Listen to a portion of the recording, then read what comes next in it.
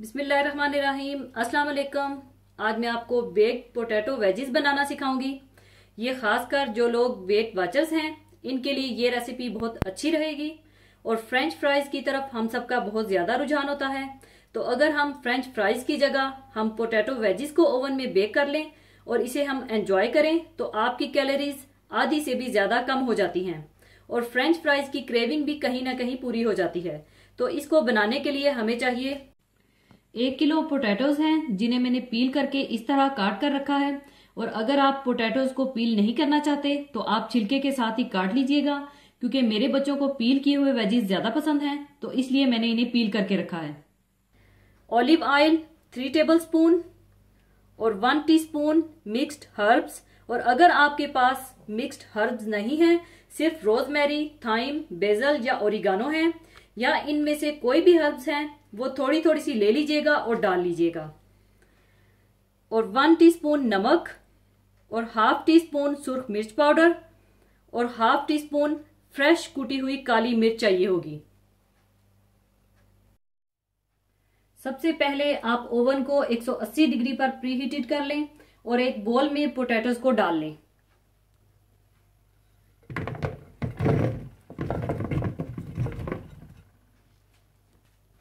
और इसमें आप ऑलिव ऑयल,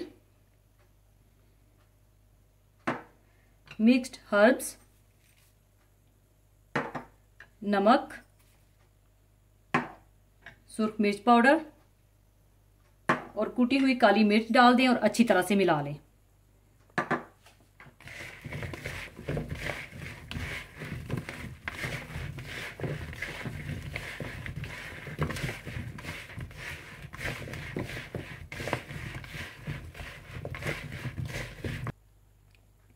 इसके बाद आप ये पोटैटोज बेकिंग ट्रे में डाल लें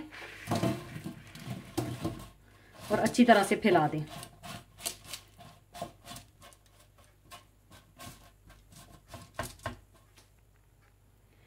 अब आप इन वेजिस को ओवन के सेंटर में रखकर 180 सेंटीग्रेड पर बेक कर लें।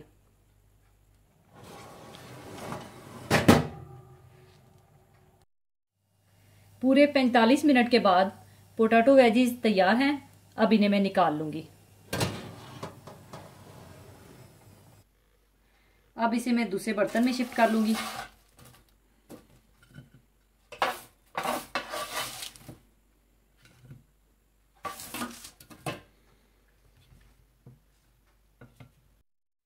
लीजिए, बेक्ड पोटैटो वेजिस तैयार हैं। और अगर आप इसे और ज्यादा क्रिस्पी करना चाहते हैं तो 5 से 10 मिनट के लिए और बेक कर लीजिएगा। और जो लोग फ्रेंच फ्राइज खाना बहुत ज्यादा पसंद करते हैं और सोचते हैं कि फ्रेंच फ्राइज खाने से उनका बहुत ज्यादा वजन बढ़ जाता है, तो आप ये बेक्ड पोटैटो वेजिस बनाएं और बल्कि 3 टेबलस्पून ऑयल के बजाय सिर्फ 1 tablespoon olive oil 1 kilo potato में डालकर इसी रेसिपी के साथ बेक करें और एंजॉय करें। जरूर बनाइएगा और दुआओं में याद रखिएगा। और जाने से पहले एक हदीसे पाक शेयर करना चाहूंगी। हदीसे पाक इस तरह से है। हजरत आयशा सद्दीका रजी अल्लाह ताला अन्हा से रवायत है कि रसूल करीम सल्लल्लाहु अलैहि वसल्लम ने इरशाद फरमाया कि फजर की 2 रकत सुन्नत दुनिया माफिया से बेहतर है। यानी सुन्नतों की अदायगी का असल मकसद और हिकमत यह है कि वो फर्ज नमाजों की अदायगी में रह जाने वाली कमी का तदारक और तकमील करती हैं। फिर सुन्नतों में कुछ मोकदा हैं और कुछ गैर मोकदा। फजर की सुन्नत मोकदा सुन्नत है और तमाम सुन्नत मोकदा में इसको सबसे ज्यादा अहमियत हासिल है। इस हदीस मुबारक में रसूल करीम सल्लल्लाहु अलैहि वसल्लम ने जो फरमाया कि फजर की 2 रकत सुन्नत दुनिया और जो कुछ इसमें है इन सब से बेहतर है, मतलब ये कि रोजे आखिरत में इनका जो सवाब मिलेगा वो दुनिया और जो कुछ दुनिया में है इन सब से ज्यादा कीमती और फायदा मंद होगा। क्योंकि दुनिया की हर चीज फानी है और सवाब आखिरत लाफानी है। इस हकीकत का सही और मुकम्मल इंकशाफ बल्कि मुशाहिदा इंशाअल्लाह हम सबको आखिरत में हो जाएगा। एक और हदीस पाक है कि तुम फजर की 2 रकत सुन्नत ना छोड़ना, अगरचे तुम इस हालत में हो कि घोड़े तुमको दौड़ा रहे हों। यानी अगर तुम सफर में भी हो और घोड़ों की पुश्त पर तेजी से मंजिलें तय कर रहे हो तब भी फजर की सुन्नतें ना छोड़ो।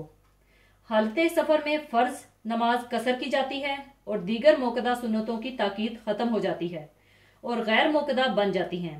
मगर फजर की सुन्नतों को ये अहमियत और फजीलत हासिल है कि वो सफर और हर मौका पर मोकदा ही रहती हैं।